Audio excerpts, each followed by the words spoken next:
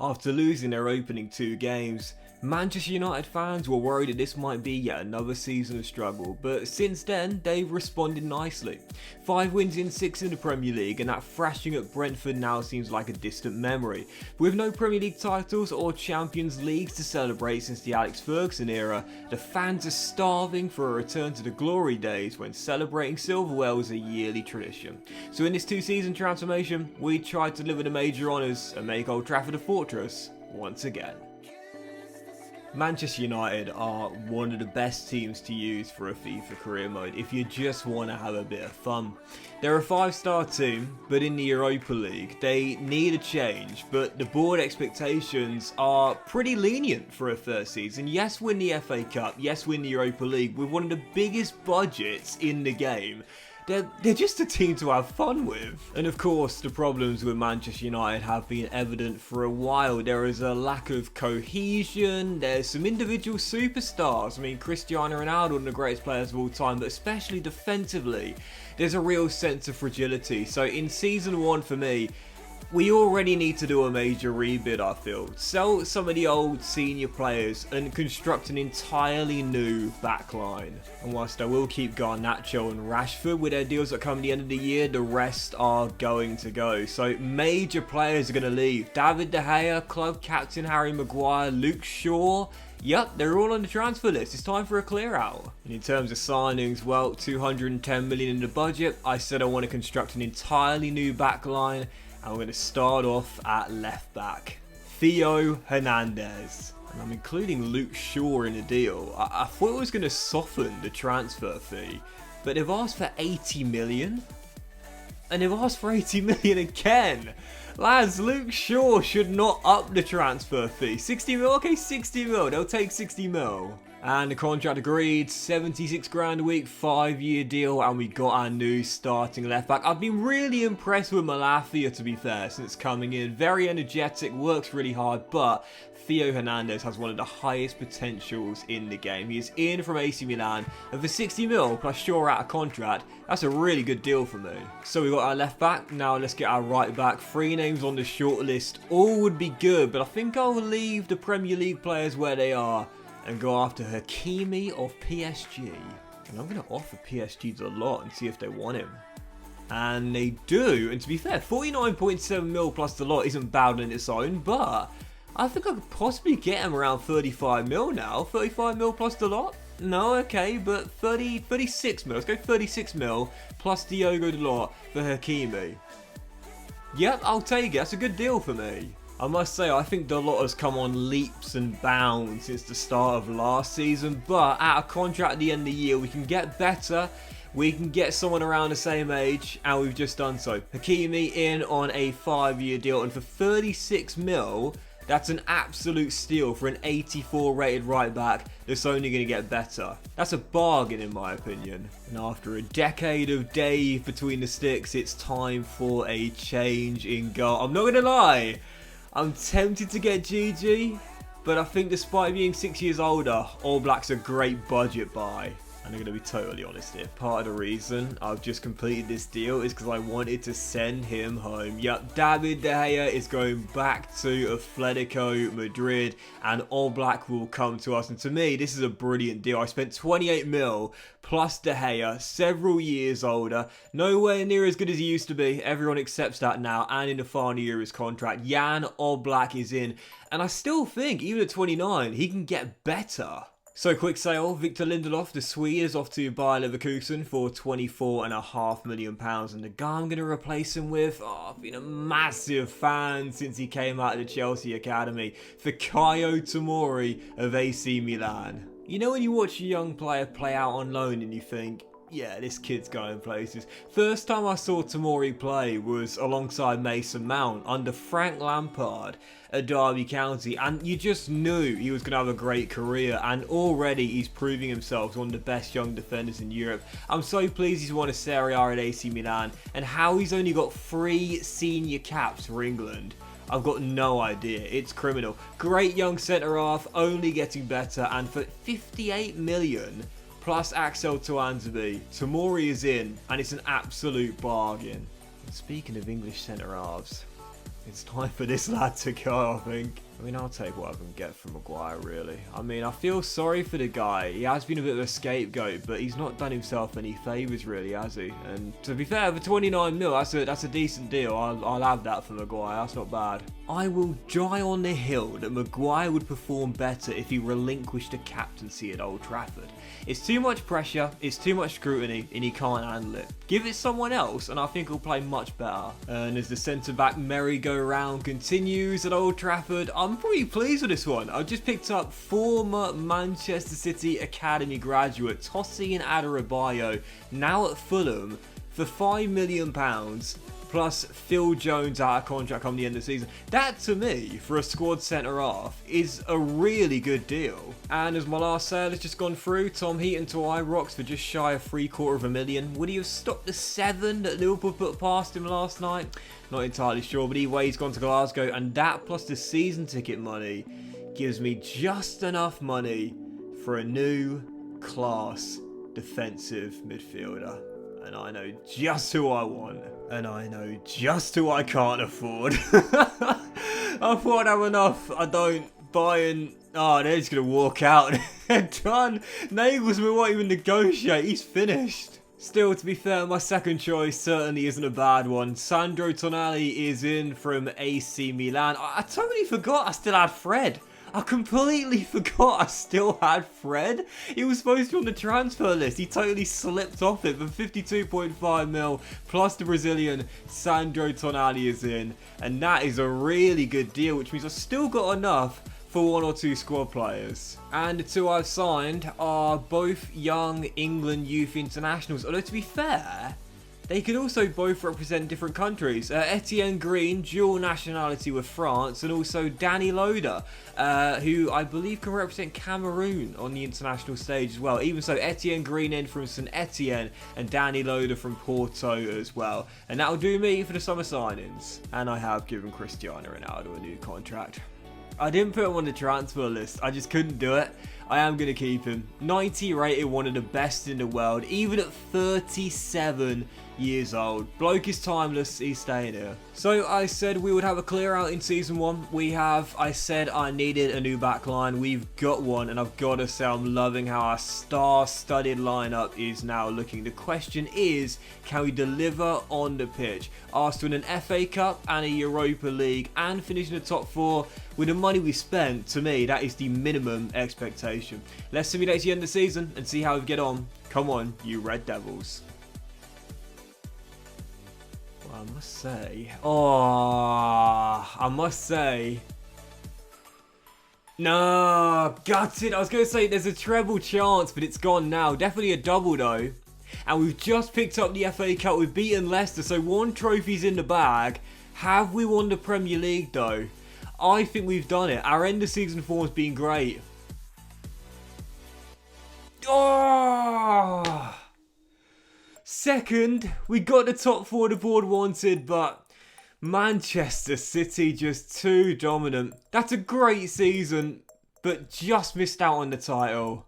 Could have been a treble. Sadly, it was a single, but I guess I'll take it for season 1. Spurs won a Carabao Cup for those curious, and the FA Cup was our trophy. Great run to win it as well. Beat the Magpies in the last 16 at St James's Park, then Man City the Etihad, then Arsenal in the semis, and then Leicester to capture our first and in the end only trophy. Yeah, Europa League. I have to say, at the start of the season, you see the group on the screen, I thought we might be getting knocked out. Thankfully made it through. Went all the way to the semis, unfortunately came up short to the eventual winners, Benfica. And some tremendous growth from our stars this year as well. Despite Oblak now turning 30, he grew 2 ratings, and Theo Hernandez in 1 year grew 5 ratings to 90 overall. I love him. Tosin was a smart little budget buy, 2 up to 78 overall, but for Tomori up 4 to 88 rated now. So good. And Hakimi now 87 rated himself.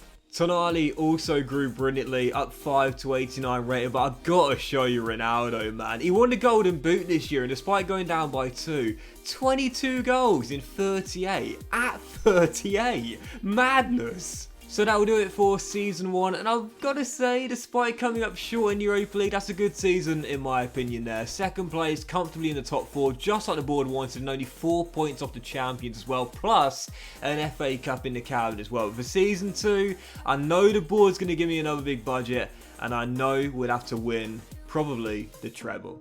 Bring on Season 2. Let's see if we can finally capture a Premier League and a Champions League for the first time since the Sir Alex Ferguson era came to an end. Bring it on. Right. I said we were going to have a big budget for Season 2. What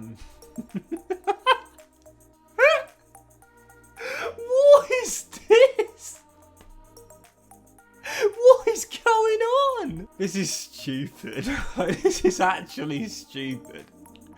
Don't get me wrong, I think he made some great changes to FIFA this year, but I mean, I get it. We're one of the biggest and richest clubs in the world, but 354 million. Sod it. I mean, they've given it to me, so I'm going to use it. All of these players with a deal upcoming the end of the year are going to go, and in terms of new signings, well, I'm just going to be totally honest here. I mean, we're going to need a new striker to replace Cristiano Ronaldo. He can't do it forever, and who else could it be but the main man himself? He says he wants to leave Paris Saint-Germain, more drama surrounding him. Well, Kylian, we got the cash, mate. We can afford to pay you wages twice over. Come to Old Trafford. His deal's upcoming the end of the year, so we should be able to get him cheaply, but PSG are playing hardball here. They're sticking to 190 mil. Lads, he's not going to do the same thing again, where he says he's going to leave on a free and then he stays. This time it's for real, he's going to go.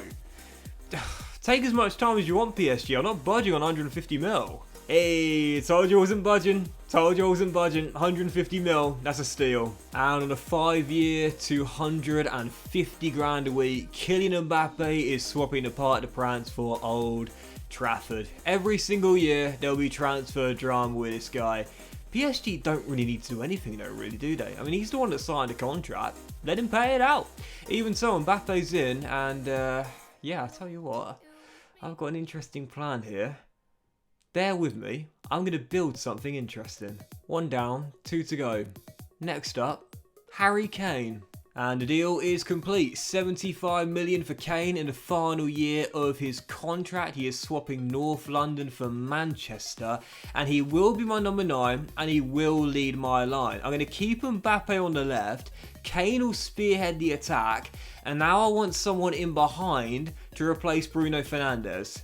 2 down, 1 to go. And just before I make the signing, I know who I'm going to get with 2 quick sales, both to Bundesliga teams. Alex Telles is off to Borussia Dortmund for 16.5 mil, and Eric Bailly is going to go to the Bayer Arena at Leverkusen. And speaking of the Bundesliga, well, if you've watched this guy play, you'll know why I want him. Unbelievable talent. Personally, I think he's best as a false 9, but in this team he'll be playing behind Harry Kane with Mbappe on the left, and what an attack we have now got. For 80 million, Christian Nkunku is in from RB Leipzig, and perhaps the final piece in the jigsaw puzzle. How could anyone stop us with Kane spearheading, Mbappe and Antony as inside forwards, and this guy as good at creating as he is at scoring as the attacking midfielder? It's an unbelievable front 4. And 2 quick sales before I make another signing. Brandon Williams is off to the Bundesliga for 6.25 million, and Diego Simeone has got a fetish for English right backs. First Kieran Trippier, and now Aaron Wan-Bissaka. The former Crystal Palace man is off to the Metropolitano. And I need a new partner alongside Sandro Tonali in DM, and the guy I'm going to get, well, he's wanted by every single top 6 English team. Declan Rice of West Ham. Let's bring him to Old Trafford. And as much as we love the Dane, he's been packaged as part of the deal. Yup, farewell Christian Eriksen, off back to London. Everyone will always love Eriksen and be so proud of what he's done and what he's came back from. But I've given him to West Ham, plus 22 mil, and Declan Rice is in. Our whole team has changed in 2 seasons, but I absolutely love it. And I've just made my final sale. Anthony Martial is off to Juventus for 35 million, and I've got to be honest here. Out of all the transfers we've done, I think this is probably the most realistic. I could see that. I think it'd fit in really well there in Turin, and I'd like to see it as well. And this is really interesting, but I want a new backup right back to replace Wan-Bissaka, and both of my targets are at the same club. Pedro Porro and Jeremy Frimpong, who has now moved on to Sporting Lisbon, and I'm going to go for Frimpong. You know, when we said the transfer market is broken, this is kind of what I mean. Jeremy Frimpong going from Bayer Leverkusen to Sporting Lisbon, where they've just signed Pedro Porro from Manchester City. I don't really understand that. It makes no sense for either the player or the club, but even so, he's coming back to the United Kingdom and he's here at Old Trafford for £40 million. Just a backup for Hakimi, but a solid youngster. Frimpong, welcome. Whoa. What did I just say about the transfer market? This is the most bizarre of the lot. Carlos Tevez to Rafael Varane. Welcome to Manchester Part 2. 47.5 mil, Pep. Come on, mate, you got to do better than that. 85 rated. I know he's 30 years old, but one of the best centre-backs in Europe. 46 mil? Okay, alright, I'll take it for 30-year-old. I'll have that. Get a new billboard up. Welcome to Manchester. Rafael Varane is going from west to east. He's off to the Etihad. And to be fair, it's actually not a bad sale for the 30-year-old. So that sale plus the season ticket money means we've got enough to replace him. And I know exactly who I want. From Manchester City to PSG and then to Manchester United, Ruben Diaz. You sign mine, I'll sign yours. 100 mil? Oh, jeez. I mean, jeez. I mean, just give me a realistic offer. To be fair, 150 mil for Ruben Diaz. On his day, he's worth that. Well, I might not have got my first choice, but I did get my second, and that's Ruben Diaz's current partner in the save. Yep, Marquinhos out of contract come the end of the season's in for £69 million. So, yeah, I much would have preferred the Portuguese centre-half, but to be fair, 29 years old, 90 overall, and Marquinhos is definitely one of the best centre-backs in the world and more than capable of filling in for Rafael Varane. Marquinhos, welcome. So we have got some money left over. I mean, it's hard not to when you were given over 350 million. It was more of a challenge to spend it all. But even so, I'm going to leave it there. 9 of our first 11 since the start of the Save and New. We've brought in star-studded quality. But the question is, can we now deliver on the pitch? Asked to win a treble, and if I'm being honest here, with this team, anything short of a major double is a failure. Let's see if we can win that Premier League and that Champions League. Come on, Manchester United. Lads, the quadruple is on. The quadruple is on. The quadruple is on. Come on, you Red Devils. Oh, we've won the Champions League! Oh, I can't believe it! Oh, we've retained the FA Cup and we won the Carabao Cup, and I'll show you that. I think we've done the Premier League as well. We've just bottled the Champions League to Sevilla and we finished second. I don't believe it. 12 draws for the season, only 3 defeats, but the Champions League is the big bottle. We won the first leg. How did we go out? Well, if you want to get technical, I suppose there were 3 trophies, but we're not calling this a treble. We won the Community Shield, we won the Carabao Cup, and you would have seen it as the simulation was going by. We retained the FA Cup by beating Spurs. So back-to-back FA Cups. A Carabao Cup means it was the domestic cup double. That's great and everything, but the Champions League, I can't believe we bottled that. We won the first leg against Sevilla, and then we lost the second leg and then lost it on penalties. I can't believe that. The Premier League, yeah, sure, but we won the first leg and blew it in the second. Great growth from our individual stars coming in this season, so pleased to see that, and our team gets even better as the save continues. Frimpong went up by 2, I think Rice went up by 2 as well, and then Kunku is now 90 rated as well. I love to see once again Mbappe hitting 95, but Cristiano Ronaldo, I've got to show you Ronaldo, man. Somehow he kept Harry Kane on the bench at 39 years old. If there's any person in the world that can beat Father Time, it's Cristiano Ronaldo. Dude is timeless. And this is so funny, man, honestly. A minute ago, I was running through my squad and I was thinking, hang on a minute, aren't we missing someone? And you've probably noticed it. It took me a while to figure out who it was, but yeah, we're missing someone because I don't know how on earth this happened, but basically, as soon as I started the simulation, Anthony just left to Spurs for 86 million. What happened there? So that will do it for this 2-season transformation, guys. I really hope you have enjoyed it. I knew this was going to be fun as soon as I started to save, and it definitely was. Manchester United have one of the biggest budgets in the game, and it just gets bigger as the season goes by. If you just want a really fun career mode where you can splash the cash, build your identity, and try and restore one of the giants back to their glory days, there probably isn't a better team in football right now than Manchester United to use. I really hope you enjoyed this 2-season transformation. I've got to be honest, it was hilarious. Absolutely hilarious, but I had a blast as well, and I hope you enjoyed watching. And I definitely recommend Manchester United for a really fun career mode where you can do whatever you want. Thanks for watching, guys. Have an awesome day. Much love to you all, and I'll see you for the next episode of 2-season transformations very soon.